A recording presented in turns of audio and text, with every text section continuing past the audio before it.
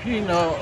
nakaliang jong iba Bindo lanong friends pang ba Bindo lanong. Ba Bindo lanong ide kaladan siya mga party. Tapi kung party ibu ram ai kung kau advisor jong party. Andre nakaliang bijongi hindi bangi ben yang event ini itu penca ram nakaliang jongi jong kinong yalam jong party ru ibu halor tamme. Andre hindi bangi omba election. Yung ba kani ka seat ke jong ni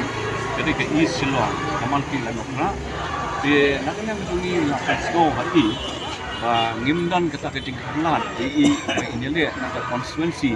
baju le kipol kemencuakan dengan East Silong, di keting kan nakanya menjungi state election committee nakanya kembali keting rai, menjungi presiden Marway kembali keting rai, nakanya menjungi general secretary.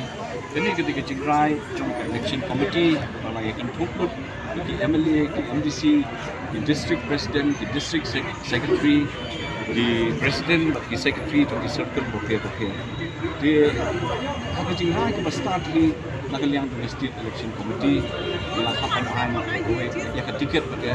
saya lambur maliang itu menongkrong constituency. Andre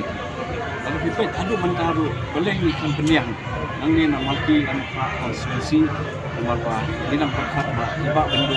ini pun akan diisi mo kan bukan ong ya kata jingi nakaliang jongi mo kendre apa kita kita di sini kalau mentah mo majing pat jingra di school kongres majing mengpiang di parti TMC majing mengpiang di parti NPP dia minta apa ngipet kita di sini apa UDP kakiu dia apa UDP kakiu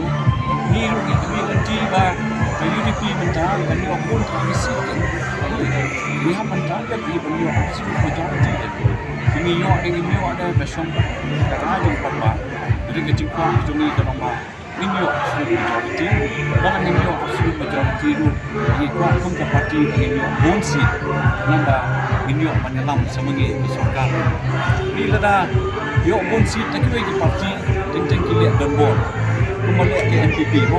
MPP ke sokar di pemerintah kalian dongkol nomor bonsi ini tentang riu mod ke kembali ini minta apa ban yo bonsi namangin yo mensyok lagi sekretariat ini yo mensyok lagi kabinet nama kanu karai ke Malaysia nak benar ke state nak dipadma nak cat pendi begini dipadma cuma susun jenah rekhani aru inkan kata kecil semaksimal amar abang irai ini rai kata terbun jom ke UDP ini berai tak makwai kita kena kecil